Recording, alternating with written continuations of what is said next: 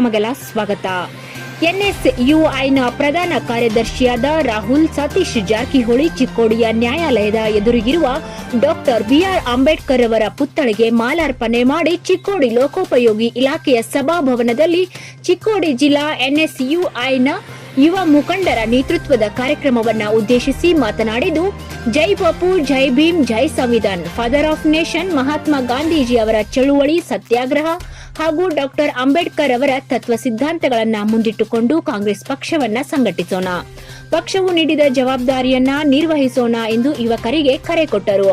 ಮತ್ತು ಕೇಂದ್ರದ ಬಿಜೆಪಿ ಸರ್ಕಾರವು ಪ್ರಜಾಪ್ರಭುತ್ವದ ವ್ಯವಸ್ಥೆ ಕೊಲ್ಲಲು ಪ್ರಯತ್ನಿಸುತ್ತಿದ್ದು, ನಾವೆಲ್ಲರೂ ಕೂಡಿ ಡಾಕ್ಟರ್ ಬಾಬಾ ಸಾಹೇಬ್ ಅಂಬೇಡ್ಕರ್ ಅಧ್ಯಕ್ಷತೆಯಲ್ಲಿ ರಚಿಸಿದ ಸಂವಿಧಾನವನ್ನ ರಕ್ಷಿಸೋಣ. ಬಾಪೂಜಿಯವರು ಭಾರತ ದೇಶವನ್ನ ಬ್ರಿಟಿಷರ ಕಪಿಮುಷ್ಟಿಯಿಂದ ಅಹಿಂಸಾ ಮಾರ್ಗವಾಗಿ ಸ್ವತಂತ್ರವನ್ನ ಪಡೆದಿದ್ದು, ಅದೇ ರೀತಿ ಸಂವಿಧಾನ ಕೂಡ ನಾವು ರಕ್ಷಿಸೋಣ. ಎನ್ಡಿಯುಐನ ರಾಜ್ಯ ಅಧ್ಯಕ್ಷ ಹಾಗೂ ದೇವರಾಜ್ ಅರಸು ನಿಗಮ ಮಂಡಳಿ ಬೆಂಗಳೂರು ಅಧ್ಯಕ್ಷ ಕೀರ್ತಿ ಗಣೇಶ್ ಮಾತನಾಡಿ, ಡಾಕ್ಟರ್ ಬಾಬಾ ಸಾಹೇಬ್ ಅಂಬೇಡ್ಕರ್ ಅವರು ನಮಗೆಲ್ಲರಿಗೂ ಸಮಾನತೆಯನ್ನ ಕೊಟ್ಟಿದ್ದು ಮತ್ತು ಗಾಂಧೀಜಿಯವರು ಸತ್ಯ, ಅಹಿಂಸಾ ಮಾರ್ಗವನ್ನ ಹೇಳಿದ್ದು, ಅದನ್ನು ಪಾಲಿಸುವುದು ನಮ್ಮ ಕರ್ತವ್ಯ. ಎನ್ಎಸ್ಯುಐನ ಚಿಕ್ಕೋಡಿ ಜಿಲ್ಲಾ ಅಧ್ಯಕ್ಷ ಚೇತನ್ ಹುನಗೋಳ್ ಮಾತನಾಡಿ, ಯುವಕ ಮತ್ತು ಯುವತಿಯರ ಸಮಸ್ಯೆಗಳನ್ನು ಸಂಘಟನೆಯ ಹೋರಾಟದ ಮೂಲಕ ಸುವ್ಯವಸ್ಥಿತವಾಗಿ ಬಗೆಹರಿಸಿ ಇಂದಿನ ಯುವಕರು ಯುವತಿಯರು ಬುದ್ಧ, ಬಸವ, ಅಂಬೇಡ್ಕರ್ ಅವರ ತತ್ವ ಆದರ್ಶಗಳನ್ನು ಪಾಲಿಸುವ ಅಗತ್ಯವಿದೆ ಎಂದು ಹೇಳಿದರು. ಯುವಕ ಯುವತಿಯರು ವಿದ್ಯಾರ್ಥಿಗಳು ಸೇರಿ ಸಂವಿಧಾನವನ್ನು ರಕ್ಷಿಸಲು ಒಂದಾಗಬೇಕು ಎಂದರು. ರಾಷ್ಟ್ರೀಯ ಯುವ ಕಾಂಗ್ರೆಸ್ ಕಾರ್ಯದರ್ಶಿ ವಿವೇಕ ಹೂಗಾರ್, ಕರ್ನಾಟಕ ಯುವ ಕಾಂಗ್ರೆಸ್ ಪ್ರಧಾನ ಕಾರ್ಯದರ್ಶಿ ಪ್ರದೀಪ್ ನಡವಳಿ, ಯುವ ಮುಖಂಡರಾದ ಗಣೇಶ್ ಮೋಹಿತೆ, ನಿರ್ಮಲಾ ಪಾಟೀಲ್, ಅರ್ಜುನ್ ನಾಯಕ್ವಾದಿ, ಶಿವು ಪಾಟೀಲ್, ರುದ್ರಪ್ಪ ಸಂಗಪ್ಪಗೋಳ್, ಶಿವಾನಂದ ಮರ್ಯಾಯಿ, ಅಕ್ಷಯ್ ವೀರಮುಖ, ಜ್ಯೋತಿ ಪಾಟೀಲ್, ಬಾಲಕೃಷ್ಣ ಪಾಟೀಲ್, ಪಿಎಲ್ಡಿ ಬ್ಯಾಟರಿ ನಿರ್ದೇಶಕ ಸಂಜಯ್ ಕಾಂಬ್ಳೆ, ನಾಮದೇವ ಕಾಂಬ್ಳೆ, ಮುತ್ತಪ್ಪ ಕಬ್ಬೂರೆ, ಪಿಐ ಕೋರೆ, ಮಹಾಂತೇಶ್ ಕೋತ್, ರೋಹಿತ್ ಯಾದವ್, ಸಚಿನ್ ಪವಾರ್ ಸೇರಿದಂತೆ ಅನೇಕ ಕಾಂಗ್ರೆಸ್ ಯುವ ಮುಖಂಡರು ಉಪಸ್ಥಿತಿಯಲ್ಲಿ ಸಂವಿಧಾನ ಪೀಠಿಕೆ ಓದಿಸಿ ಗಣ್ಯರ ಭಾವಚಿತ್ರಕ್ಕೆ ಜ್ಯೋತಿ ಬೆಳಗಿಸಿ ಕಾರ್ಯಕ್ರಮವನ್ನ ಪ್ರಾರಂಭಿಸಲಾಗಿತ್ತು.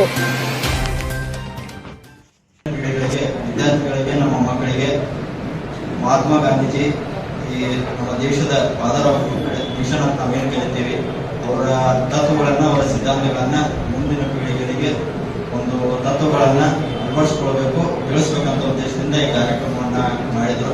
ಅದೇ ರೀತಿ ಅಂಬೇಡ್ಕರ್ ಅವರ ತತ್ವಗಳನ್ನು ಕೂಡ ನಮ್ಮ ಭವಿಷ್ಯದ ಮಕ್ಕಳಿಗೆ ನಾವು ತಿಳಿಸ್ಬೇಕಂತ ಅನಿವಾರ್ಯತೆ ಇವತ್ತಿನ ಸಂದರ್ಭದಲ್ಲಿ, ಇವತ್ತಿನ ಸಾಮಾಜಿಕ ಆಗಿರ್ಬೋದು, ರಾಜಕೀಯ ಸಂದರ್ಭದಲ್ಲಿ ಅವರು ಅನಿವಾರ್ಯ ಆಗಿದೆ ಅಂತ ಈ ಸಂದರ್ಭದಲ್ಲಿ ಹೇಳಬೇಕಾಗತ್ತೆ. ಇದಕ್ಕೆ ತಾನೇ ಅನೇಕ ಗಣ್ಯಮಾನ್ಯಗಳು ಯಾವ ರೀತಿ ಪ್ರಜಾಪ್ರಭುತ್ವವನ್ನು ಕಡೆಗಣಿಸುವಂಥ ರೀತಿಯಲ್ಲಿ ಇವತ್ತಿನ ಕೇಂದ್ರ ಸರ್ಕಾರ ನಡೀತಾ ಇದೆ ಅಂತ ನಾವೆಲ್ಲರೂ ನೋಡ್ತಾ ಇದ್ದೇವೆ. ಯಾಕಂದರೆ ಮೂರು ಪ್ರಜಾಪ್ರಭುತ್ವದ ಸ್ತಂಭಗಳೇನಾಗಿದ್ದಾರೆ, ಕಾರ್ಯಾಂಗ ಆಗಿರ್ಬೋದು, ಶಾಸಕಾಂಗ ಆಗಿರ್ಬೋದು, ನ್ಯಾಯಾಂಗವನ್ನು ಅವರು ಉಪಯೋಗ ಮಾಡಿ ಈ ಪ್ರಜಾಪ್ರಭುತ್ವವನ್ನು ಒಂದು ಕೊಲೆ ಮಾಡುವಂಥ ಒಂದು ಕೆಲಸ ಮಾಡ್ತಾ ಇದ್ದಾರೆ. ಅದಕ್ಕೆ ನಾವೆಲ್ಲರೂ ಎಚ್ಚೆತ್ತುಕೊಂಡು ಸಂವಿಧಾನದ ರಕ್ಷಣೆ ಮಾಡುವಂಥ ಕಾರ್ಯ ನಾವೆಲ್ಲರೂ ಮಾಡಬೇಕಾಗಿದೆ. ಯಾಕಂದರೆ ಮಹಾತ್ಮ ಗಾಂಧಿಯವರಾಗಿರ್ಬೋದು, ಅಂಬೇಡ್ಕರ್ ಆಗಿರ್ಬೋದು, ಈ ದೇಶಕ್ಕೆ ತಮ್ಮದೇ ಆದ ರೀತಿಯಲ್ಲಿ ಕೊಡುಗೆಯನ್ನು ಕೊಟ್ಟಿದ್ದಾರೆ.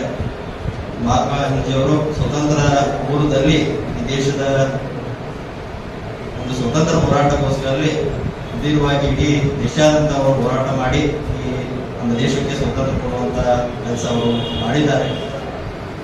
ಅದಕ್ಕೆ ಅವ್ರನ್ನ ನಾವು ನೆನೆಸುವಂತ ಕಾರ್ಯ ಆಗಬೇಕಾಗಿದೆ. ಯಾಕಂದ್ರೆ ಅನೇಕ ಇವತ್ತು ತೆರಿಗೆ ವಿಷಯದಲ್ಲಾಗಿರ್ಬೋದು, ಬ್ರಿಟಿಷರ್ ಮಾಡಿದಂಥ ದಬ್ಬಾಳಿಕೆ ವಿರುದ್ಧ ಅವರು ಯಾವುದೋ ಒಂದು ಹಿಂಸೆಯನ್ನ ಉಪಯೋಗ ಮಾಡಲಿಲ್ಲ. ಅಹಿಂಸಾ ಸತ್ಯಾಗ್ರಹ ಮತ್ತು ಸತ್ಯದಿಂದ ಅವರು ಹೋರಾಟವನ್ನ ಮಾಡಿದ್ರು. ಎಲ್ಲೂ ಕೂಡ ಅವರು ಹಿಂಸೆ ಆಗಿರ್ಬೋದು ಯಾವುದು ಕೂಡ ಬಳಸಿಲ್ಲ. ಸ್ವತಃ ಅವರು ಅನೇಕ ಒಂದು ಸಿವಿಲ್ ಡಿಸ್ಟರ್ಬೆನ್ಸ್ ಮೂವ್ಮೆಂಟ್ ಆಗಿರ್ಬೋದು, ನಾನ್ ಕಾರ್ಪೊರೇಟ್ ಮೂವ್ಮೆಂಟ್ ಅಂತ ಏನೋ ಗಾಂಧಿ ಮಾರ್ಚ್ ಆಗಿರ್ಬೋದು, ಇಂಥ ಅನೇಕ ಹೋರಾಟಗಳನ್ನು ಮಾಡಿದ್ರು. ಸ್ವತಃ ಅವರು ಗದ್ದಲಾದ ಸಂದರ್ಭದಲ್ಲಿ ಸ್ವತಃ ಅವರು ಮೂವ್ಮೆಂಟ್ಗಳನ್ನ ಕ್ಯಾನ್ಸಲ್ ಮಾಡಿದಂಥ ಉದಾಹರಣೆಗಳ ಇದಾವೆ. ಅದಕ್ಕೆ ಅಷ್ಟೊಂದು ಒಂದು ಜನಪ್ರಿಯತೆಯಿಂದ ಮತ್ತು ಹೋರಾಟದ ಮನೋಭಾವದಿಂದ ಇಷ್ಟ ವಿರುದ್ಧ ಹೋರಾಟ ಮಾಡಿ ಇವತ್ತು ಸ್ವತಂತ್ರ ಕೊಡಿಸುವಲ್ಲಿ ಪ್ರಮುಖ ಪಾತ್ರವನ್ನ ಮಹಾತ್ಮ ಗಾಂಧಿಯವರು ಮಾಡಿದ್ದಾರೆ. ಅದೇ ರೀತಿ ಅಂಬೇಡ್ಕರ್ ಬಗ್ಗೆ ಅವರು ಹೇಳಬೇಕಂದ್ರೆ, ನಮ್ಮ ಜೀವನ ಅವಧಿಯಲ್ಲಿ ಅವರು ಜೀವನವೇ ಸಂಘರ್ಷ ಅಂತ ಹೇಳಿದ್ರೆ ತಪ್ಪಾಗಿಲ್ಲ. ಅಷ್ಟೊಂದು ಸಂಘರ್ಷವನ್ನ ಅಂಬೇಡ್ಕರ್ ಅವರು ತಮ್ಮ ಜೀವನಾವಧಿಯಲ್ಲಿ ನೋಡಿದ್ದಾರೆ. ಒಂದು ಬಡ ಕುಟುಂಬದಲ್ಲಿ ಅವರು ಹುಟ್ಟಿ ಒಂದು ಅಸ್ಪೃಶ್ಯವನ್ನ ಯಾರಾದರೂ ಒಂದು ನೋಡಿದ್ರೆ ಅದು ಅಂಬೇಡ್ಕರ್ ಅವರು ನೋಡಿಲ್ಲ ಅಂತ ನಾವು ಹೇಳಿದ್ರೆ ತಪ್ಪಾಗಿಲ್ಲ. ಯಾಕಂದ್ರೆ ಅಷ್ಟೊಂದು ಅಸ್ಪೃಶ್ಯ ಆಗಿರ್ಬೋದು, ಒಂದು ಕೆಳಜಾತಿಗೆ ಸೇರಿದಂತ ಕಾರಣಕ್ಕಾಗಿ ಅವ್ರ ಮೇಲೆ ಅನೇಕ ರೀತಿಯಿಂದ ಒಂದು ಅತ್ಯಾಚಾರ ಆಗಿರ್ಬೋದು ಮತ್ತು ಇದು ಮಾಡ್ಕೊಂಡು ಬಂದಿದ್ರು. ಆದರೂ ಕೂಡ ಶಿಕ್ಷಣದಿಂದ ಒಂದು ವ್ಯಕ್ತಿ ಯಾವ ಮಟ್ಟಕ್ಕೆ ಬೆಳೀತಾರಂತೆ ಅದು ನಾವು ಅಂಬೇಡ್ಕರ್ ಅಂತ ಕೇಳಲಿಕ್ಕೆ ಸಾಧ್ಯವಾಗುತ್ತೆ. ಇವತ್ತು ಈ ರಾಜ್ಯಕ್ಕೆ ಮತ್ತೆ ಈ ದೇಶಕ್ಕೆ ಏನಾದ್ರು ಸ್ವತಂತ್ರ ಬಂದಿದೆ ಅಂತ ಕೇವಲ ಗಾಂಧೀಜಿಯವರಿಂದ ಮಾತ್ರನೇ ಸಾಧ್ಯ. ಗಾಂಧೀಜಿಯವರ ವೈಚಾರಿಕತೆಯಿಂದ ಸಾಧ್ಯ.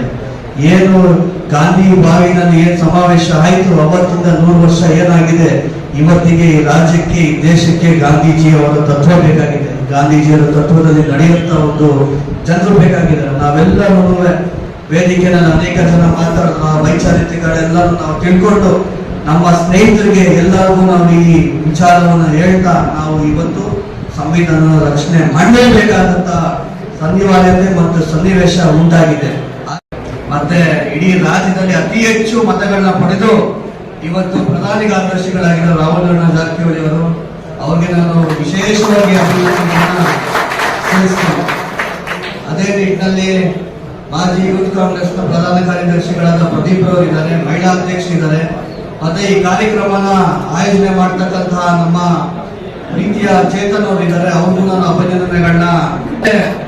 ನೂತನವಾಗಿ ಯೂತ್ ಕಾಂಗ್ರೆಸ್ನ ಜಿಲ್ಲಾಧ್ಯಕ್ಷರಾಗಿದ್ದಾರೆ, ಅಭಿನಂದನೆಗಳನ್ನ ಸಲ್ಲಿಸ್ತೀನಿ. ಈಗ ಅನೇಕ ಜನ ಎಲ್ಲರೂ ಮಾತಾಡಿದ್ದಾರೆ, ನಾನೇನು ಜಾಸ್ತಿ ಮಾತಾಡೋದೇನು ಇಲ್ಲ. ಆದ್ರೆ ಸಣ್ಣದೊಂದು ಉದಾಹರಣೆ ನಡೆದಿದ್ದಕ್ಕಂತ ಘಟನೆಯನ್ನು ಹೇಳಿ ನನ್ನ ಮಾತಿಗೆ ವಿರಾಮವನ್ನ ಕೊಡ್ತೇನೆ. ಒಂದು ಊರಲ್ಲಿ ಒಂದು ದೊಡ್ಡ ಕಾಡ್ಗಿಚ್ಚ ಹತ್ತಿತ್ತು. ದೊಡ್ಡ ಕಿಚ್ಚ ಹೆಂಗಿತ್ತು ಅಂತಂದ್ರೆ ಬೆಂಕಿ ದಗ ದಗ ದಗ ಅಂತ ಉರಿತಾ ಇತ್ತು. ಯಾರು ಕೂಡ ಆ ಬೆಂಕಿನ ಆರ್ಸ್ಲಿಕ್ಕೆ ಹೋಗೋದಿಲ್ಲ, ಯಾಕಂತಂದ್ರೆ ಆ ಬೆಂಕಿ ಅಷ್ಟು ದೊಡ್ಡ ಮಟ್ಟಿಗೆ ಇತ್ತು. ಆದ್ರೆ ಎಲ್ಲೋ ಒಂದ್ ಕಡೆ ಸಣ್ಣ ಹುಡುಗ ಏನ್ ಮಾಡ್ತಾನೆ, ಬೊಗಸೆ ಕೈಯಿಂದ ಆ ಬೆಂಕಿಗೆ ನೀರೆಚ್ಚಂತ ಕೆಲಸ ಮಾಡ್ತಾನೆ. ಆದ್ರೆ ಅಲ್ಲಿರೋ ಎಲ್ಲ ಜನ ನಿಂತ್ಕೊಂಡು ನೋಡ್ತಾ ಇರ್ತಾರೆ. ಆ ಬೆಂಕಿ ಆ ಹುಡುಗ ಒಂದೆರಡು ಬಾರಿ ಆ ಬೆಂಕಿಗೆ, ದೊಡ್ಡ ಬೆಂಕಿಗೆ ನೀರೆಚ್ತಾ ಇರ್ತಾನೆ. ಅಲ್ಲಿರೋ ಜನ ಕೇಳ್ತಾರೆ, ಏ ಹುಡುಗ, ಆ ಬೆಂಕಿ ನೋಡೋರು ಅಷ್ಟು ದೊಡ್ಡದಾಗಿದೆ, ನೀನ್ ಇಷ್ಟೇ ಇಷ್ಟಿದ್ಯಾ, ನಿನ್ ಕೈನ ನೀರು ಕೂಡ ಹಿಡಿತಾ ಇಲ್ಲ, ನೀನ್ ಹಾಕೋ ಬೆಂಕಿ ಅಲ್ಲಿ ಆಗ್ತದೇನ ಯಾರು? ಅವತ್ತು ಆ ಹುಡುಗ ಒಂದು ಮಾತು ಹೇಳ್ತಾನೆ, ಇತಿಹಾಸ ಪುಟದಲ್ಲಿ ನನ್ ಬೆಂಕಿ ಆಸ ಕಡೆ ಇದ್ದೆ ಅಂತ, ಬೆಂಕಿ ಕೈ ಕಟ್ಕೊಂಡು ನಿಂತಿರೋ ಜಾಗದಲ್ಲಿ ನಿಂತಿಲ್ಲ ಅಂತ. ಆ ವ್ಯಕ್ತಿ ಡಾಕ್ಟರ್ B.R. ಅಂಬೇಡ್ಕರ್ ಸಾಹೇಬ್. ಇವತ್ತು ನೀವೆಲ್ಲ ನೋಡಿ ಆ ಬೆಂಕಿ ಎಷ್ಟು ದೊಡ್ಡದಾಗಿತ್ತು ಅಂತ. ರಾಜರ ಕಾಲದಿಂದ, ಬ್ರಿಟಿಷ್ ಕಾಲದಿಂದ ನೀವು ಯೋಚನೆ ಮಾಡೋದಾಯ್ತು ಅಂದ್ರೆ ಹೆಣ್ಮಕ್ಳಿಗೆ ಒಂದು ಭದ್ರತೆ ಇರಲಿಲ್ಲ, ವಿದ್ಯಾರ್ಥಿಗಳಿಗೆ ಶಾಲೆಗಳು ಬರೋದಕ್ಕೆ ಒಂದು ವ್ಯವಸ್ಥೆ ಇರಲಿಲ್ಲ, ಒಬ್ಬರ ಅಸ್ಪೃಶ್ಯತೆ ಇತ್ತು, ಹೆಣ್ಮಕ್ಳನ್ನ ಯಾವ ರೀತಿ ಕಡೆಗಣಿಸ್ತಾ ಇದ್ರು, ಯಾವ ರೀತಿ ಸಮಾಜದಲ್ಲಿ ಅಸಮಾನತೆ ಇತ್ತು ಅಂತ ನಾವೆಲ್ಲರೂ ಬಹಳ ಚೆನ್ನಾಗಿ ಅರ್ಥಕೊಂಡಿದ್ದೀವಿ. ಅಂತ ಒಂದು ಸಂದರ್ಭದಲ್ಲಿ ಡಾಕ್ಟರ್ B.R. ಅಂಬೇಡ್ಕರ್, ಬಾಬಾ ಸಾಹೇಬ್ ಅಂಬೇಡ್ಕರ್ ನಮ್ಗೆಲ್ಲ ಸಂವಿಧಾನ ಕೊಟ್ಟು ಈ ಕೈಗೆ, ಈ ಸಮಾಜಕ್ಕೆ ಒಂದು ಶಕ್ತಿಯನ್ನ ಕೊಟ್ಟಿದ್ದಾರೆ, ಒಂದು ಸಮಾನತೆಯನ್ನ ಕೊಟ್ಟಿದ್ದಾರೆ. ನಾವೆಲ್ಲರೂ ನಮ್ಮ ರಾಹುಲ್ ಜಾರಕಿಹೊಳಿ ಅವರು ಹೇಳಿದ್ರು, ಸಂವಿಧಾನ ಎನ್ನುವುದು ಹುಲಿಯ ಹಾಲಿನಂತೆ, ಅದನ್ನು ಕುಡಿದ ನಂತರ ಗರ್ಜಿಸಲೇಬೇಕು ಅಂತ. ಇವತ್ತು ನಾವೆಲ್ಲರೂ ಗರ್ಜಿಸಂತ ಸಮಯ ಬಂದಿದೆ. ಇವತ್ತು ಚಿಕ್ಕೋಡಿಯ ಜನರು ನಾವೆಲ್ಲ ನೋಡ್ತಾ ಇದ್ದೀವಿ. ಇದೇ ಸಂಸತ್ನಲ್ಲಿ ನಮ್ಮ ಅಮಿತ್ ಶಾ ಅವರು ಏನಂತ ಹೇಳ್ತಾರೆ, ಏನಿದ್ರಿ ನೀವು ಅಂಬೇಡ್ಕರ್ ಸಂವಿಧಾನ ಅಂತ ನೋಡ್ತೀರಾ, ನೋಡಿ ರಾಮನ ಹೆಸರು ಹೇಳಿದೆ ನೀವೆಲ್ಲ ಸ್ವರ್ಗಕ್ಕೆ ಹೋಗ್ತಾ ಇದ್ದೀರಿ, ಏನಕ್ಕೆ ನೀವು ಅಂಬೇಡ್ಕರ್ ಹೆಸರು ತರಂತೀರಾ ಅಂತ ಹೇಳ್ತಾರೆ. ನಾವು ಈ ಸಂದರ್ಭದಲ್ಲಿ ಗರ್ಜಿಸಲಿಲ್ಲ ಅಂತಂದ್ರೆ ಮತ್ತೆ ಮರುಕಳಿಸುತ್ತೆ. ನಮ್ಮ ಕೈನಲ್ಲಿ ಇವತ್ತು ಬಾಬಾ ಸಾಹೇಬ್ ಅಂಬೇಡ್ಕರ್ ಅವರು ಒಂದೇ ಕೈ ಇತ್ತು, ಇವತ್ತು ಈ ಹಾಲಲ್ಲಿ ಎಷ್ಟು ಕೈ ಇದೆ, ಕೈ ಅಂತ ಎಲ್ಲರೂ ನೋಡೋಣ. ಈ ಕೈಯಿಂದ ನಾವೆಲ್ಲರೂ ಪ್ರತಿಭಟಿಸಲೇಬೇಕು. ನಮ್ಮ ಹೃದಯ, ತನು, ಮನ, ಧನ ಎಲ್ಲ ಸೇರಿಸಿ ಈ ಒಂದು ವಿಚಾರವಾಗಿ ಈ ಒಂದು ನಿಟ್ಟಿಯನ್ನು ತಗೊಂಡು ನಾವೆಲ್ಲರೂ ಹೋರಾಟ ನಿಕಟ ಸಂಪರ್ಕದಲ್ಲಿ ಇದ್ದುಕೊಂಡು ಮೊನ್ನೆ ನಮ್ಮ ಒಂದು ವಾರದ ಹಿಂದೆ ನಮ್ಮ ಭಾರತೀಯ ರಾಷ್ಟ್ರೀಯ ವಿದ್ಯಾರ್ಥಿ ಒಕ್ಕೂಟದ ವತಿಯಿಂದ ಬೀದರ್ನಲ್ಲಿ ಜೈ ಬಾಪು ಜೈ ಭೀಮ್ ಜೈ ಸಂವಿಧಾನ ಕಾರ್ಯಕ್ರಮವನ್ನು ಮಾಡಿದ್ರ. ಅದೇ ರೀತಿಯಾಗಿ ನಮ್ಮ NSC ವತಿಯಿಂದ ನಮ್ಮ ಚಿಕ್ಕೋಡಿ ಜಿಲ್ಲೆಯಲ್ಲಿ ಒಂದು ಕಾರ್ಯಕ್ರಮ ಮಾಡಬೇಕಂತ ನಾವು ಅನ್ಕೊಂಡಾಗ ನಮ್ಮ ರಾಜ್ಯಾಧ್ಯಕ್ಷರನ್ನ ಸಂಪರ್ಕ ನಾವು ಮಾಡಿದ್ವಿ. ತದನಂತರ ರಾಜ್ಯಾಧ್ಯಕ್ಷರು ಒಪ್ಪಿಗೆ ಸೂಚಿಸಿದ ತದನಂತರ ರಾಹುಲ್ ಜಾರಕಿಹೊಳಿ ಅವ್ರ ಹತ್ರ ಅವಾಗ ಭೇಟಿಯಾದಾಗ ರಾಹುಲ್ ಜಾರಕಿಹೊಳಿ ಅವರು ಹೇಳಿದ್ರು ಮಾಡಿ ಕೊಲೆ ಕಾರ್ಯಕ್ರಮ ಇದೆ, ಈ ಕಾರ್ಯಕ್ರಮಕ್ಕೆ ನಾವು ಯಾವಾಗ ಸಹಾಯ ಸಹಕಾರ ಇರ್ತೀವಿ ಅಂತ ಹೇಳಿದಾಗ ನಾವೆಲ್ಲ ನಮ್ಮ ಟೀಮ್ ತಗೊಂಡ ಈ ಕಾರ್ಯಕ್ರಮದ ರೂಪುರೇಷೆಗಳನ್ನ ರೆಡಿ ಮಾಡಿ ಸತತ ಒಂದು ವಾರಗಳ ಕಾಲ ಈ ಕಾರ್ಯಕ್ರಮವನ್ನ ನಾವು ಇಂಪ್ಲಿಮೆಂಟ್ ಮಾಡಿದ್ವಿ. ಈ ಕಾರ್ಯಕ್ರಮದ ಮೂಲ ಉದ್ದೇಶ ಏನಂತ ಅಂತಂದ್ರೆ ಜೈ ಬಾಪು ಜೈ ಭೀಮ್ ಜೈ ಸಂವಿಧಾನ ಅನ್ನೋ ಕಾರ್ಯಕ್ರಮವನ್ನ ಮುಖ್ಯ ಕಾಂಗ್ರೆಸ್ ಇಂದ NSC ಯೂತ್ ಕಾಂಗ್ರೆಸ್ ಮಹಿಳಾ ಕಾಂಗ್ರೆಸ್ ಎಲ್ಲಾ ಉಳಿದವರಿಗೆ ಒಂದೊಂದು ಕಾರ್ಯಕ್ರಮಗಳನ್ನ ಜಿಲ್ಲಾ ಹೆಡ್ ಕ್ವಾರ್ಟರ್ಸ್ ನಲ್ಲಿ ಮಾಡತ್ ಉದ್ದೇಶ ಏನಪ್ಪಾ ಅಂದ್ರೆ ಇವಾಗ ಕೇಂದ್ರದಲ್ಲಿರುವಂತಹ ಸರ್ಕಾರದ ಒಂದು ಕೋಮುವಾದಿಗಳ ಸರ್ಕಾರದಲ್ಲಿ ನಮ್ಮ ಸಂವಿಧಾನವು ಅಪಾಯದಲ್ಲಿ ಇದೆ. ಅದಕ್ಕಾಗಿ ನಾವು ಈ ಸಂವಿಧಾನವನ್ನ ಮುನ್ನಡೆಸಬೇಕಾದ್ರೆ ಒಂದು ಜಾತ್ಯತೀತ ಭಾರತವನ್ನ ಮುನ್ನಡೆಸಬೇಕಾದ್ರೆ ಅದಕ್ಕೆ ಗಾಂಧೀಜಿಯವರ ತತ್ವ ಸಿದ್ಧಾಂತಗಳು ಬಾಬಾ ಸಾಹೇಬರ ಸಂಘರ್ಷ ಯಾವಾಗ ಮುಖ್ಯವಾಗಿರುತ್ತೆ ಅಂತ ಹೇಳಕ್ ಇಷ್ಟಪಡ್ತೀವಿ. ಅದರ ಬೇಸ್ ಮೇಲೆ ನಾವೆಲ್ಲ ಕೆಲಸ ಮಾಡಬೇಕಾಗಿತ್ತು. ನಮ್ಗೆ ಸಂವಿಧಾನ ಬರೆದು ನಮ್ಗೆ ಕೊಟ್ಟಿದ್ದಾರೆ, ಅದನ್ನ ಇವತ್ತು ನಾವು ಅದ್ರಲ್ಲಿ ಏನಿದೆ ಅಂತ ತಿಳ್ಕೊಳ್ಳೋದ್ರಲ್ಲಿ ನಾವು ಹಿಂದೆ ಉಳಿದಿದ್ದೀವಿ. ಅದಕ್ಕೆ ಬಿಜೆಪಿಯವರು ಏನ್ ಮಾಡ್ತಾವ್ರೆ ಅಂದ್ರೆ ಸಂವಿಧಾನನೇ ಬದಲಾವಣೆ ಮಾಡ್ತಾರೆ. ಆ ಬದಲಾವಣೆ ಮಾಡೋದ್ರಿಂದ ನಮ್ಗೆ ಎಷ್ಟು ಒಬ್ಬ ಈ ಭೂಮಿ ಮೇಲಿರುವ ಜೀವಿಗೂ ಸಹ ಅಂಬೇಡ್ಕರ್ ಅವರು ನ್ಯಾಯ ಒದಗಿಸಿದ್ದಾರೆ. ಯಾವ ರೀತಿ ಅಂದ್ರೆ ಒಬ್ಬ ಸಿನಿಮಾ ನಟ ಒಂದು ಜಿಂಕೆನ ಕೊಲೆ ಮಾಡಿದ್ರೆ ಆ ಜಿಂಕೆಗೆ ಬದುಕುವ ಹಕ್ಕು ಕೊಟ್ಟಿದ್ದೆ ನಮ್ಮ ಅಂಬೇಡ್ಕರ್ ಅವರು. ಆ ಜಿಂಕೆನ ಕೊಂದ್ರೆ ಜೈಲಿಗೆ ಹೋಗ್ಬೋದು, ಗೊತ್ತಾ? ಅದಕ್ಕೂ ಹಕ್ಕು ಕೊಟ್ಟಿರ ಸಂವಿಧಾನದಲ್ಲಿ. ಇನ್ನೊಂದೇನು ಅಂದ್ರೆ ನಮ್ಮ ಬೀದಿಲಿ ಏನಾರ ಒಂದು ದೊಡ್ಡ ಮರ ಕಡಿದ್ರು ಸಹ ಜೈಲಿಗೆ ಹೋಗ್ತಾರೆ. ಆ ಮರಕ್ಕೂ ಸಹ ಬದುಕ ಹಕ್ಕು ಕೊಟ್ಟದೆ ನಮ್ಮ ಸಂವಿಧಾನದಲ್ಲಿ. ಯಾವ್ದಾರ ದೇಶದಲ್ಲಿ ಇದರ ಸಂವಿಧಾನದಲ್ಲಿ ಇದೆಯಾ? ನಮ್ಮ ಮನುಷ್ಯರಿಗೋಸ್ಕರ ಸಂವಿಧಾನ ಬರೆದಿಲ್ಲ. ಈ ಭಾರತ ದೇಶದಲ್ಲಿ ಭೂಮಿ ಮೇಲಿರುವ ಜೀವಿಗಳಿಗೂ ಸಹ ಸಂವಿಧಾನವನ್ನು ಹೋಲಿಕೆ ಆದ ತರ ಬರೆದಿದೆ. ಈಗ ಅಂಬೇಡ್ಕರ್ ಅವರು ಯಾವುದು ಕಷ್ಟಪಟ್ಟು ಇದನ್ನ ಅನೇಕ ನಾಗರಿಕತೆ ಹಿನ್ನೆಲೆ ಉಳ್ಳ, ಸಾಂಸ್ಕೃತಿಕ ಹಿನ್ನೆಲೆ ಉಳ್ಳ ಹಾಗೂ ಶೈಕ್ಷಣಿಕ ಹಿನ್ನೆಲೆ ಉಳ್ಳ ಎಲ್ಲಾ ಇಡೀ ದೇಶದ ಪ್ರಾಂತ್ಯಗಳನ್ನು ಸುತ್ತಿ ಇದರ ಹಿನ್ನೆಲೆಯನ್ನು ಓದಿ ರಚಿಸಿರುವ ಬಹು ದೊಡ್ಡ ನಮ್ಮ ಭಾರತದ ಗ್ರಂಥ. ನಾವು ಹಿಂದೂಗಳು ನಮ್ಮ ದೇವರುಗಳನ್ನ ನಂಬ್ತೀವಿ, ಭಗವದ್ಗೀತೆಯನ್ನ ನಾವು ಗ್ರಂಥ ಅಂತ ಅನುಸರಿಸ್ತೀವಿ. ಎರಡನೇದಾಗಿ ಮುಸ್ಲಿಮ್ಸ್ ಕುರಾನ್ ಅವರ ಗ್ರಂಥ ಅಂತ ಅನುಸರಿಸ್ತಾರೆ. ಯಾರು ಕ್ರಿಶ್ಚಿಯನ್ಸ್ ಕೂಡ ಅವರು ಬೈಬಲ್ನ ಅನುಸರಿಸ್ತಾರೆ. ಸಿಖ್ ಇದ್ದಾರೆ, ಬುದ್ಧಿಸಂ ಇದ್ದಾರೆ. ಇವರು ಎಲ್ಲಾ ಧರ್ಮದವರನ್ನು ಒಟ್ಟುಗೂಡಿಸಿ ಬರೆದಂತ ಸಂವಿಧಾನನೇ ಭಾರತದ ಗ್ರಂಥ ಸಂವಿಧಾನ. ನಾವು ಇದಕ್ಕೆ ಋಣಿಯಾಗಿರ್ಬೇಕು. ನಮ್ಮ ಅಂಬೇಡ್ಕರ್ ಅವರನ್ನು ನಾವು ಜೀವನ ಪರ್ಯಂತ ನೆನೆಸ್ಕೋಬೇಕು. ಬಿಜೆಪಿ ಅವರು ಅವರ ಆಡಳಿತ ತಗೊಂಡ್ಬಂದ್ರು. ನಮ್ಮ ದೇಶದ ಆರ್ಥಿಕ ವ್ಯವಸ್ಥೆ ಕುಸಿದು ಹೊಂಟೈತಿ. ನಮ್ಮ ದೇಶದ ಸ್ತಂಭಗಳು ತಮಗೆಲ್ಲರಿಗೂ ಗೊತ್ತಿಲ್ಲ. ಸ್ವಲ್ಪ ಕಾನೂನಿನ ಅರಿವಿನವರು ಇದ್ದವರು ಅಥವಾ ವಕೀಲರು ಇದ್ದವರಿಗೆ ಗೊತ್ತಾಕೈತಿ. ನಾನು ಒಬ್ಬ ವಕೀಲ, ನಾನು ಹೇಳಲಿಕ್ಕೆ ಬಯಸ್ತೇನೆ.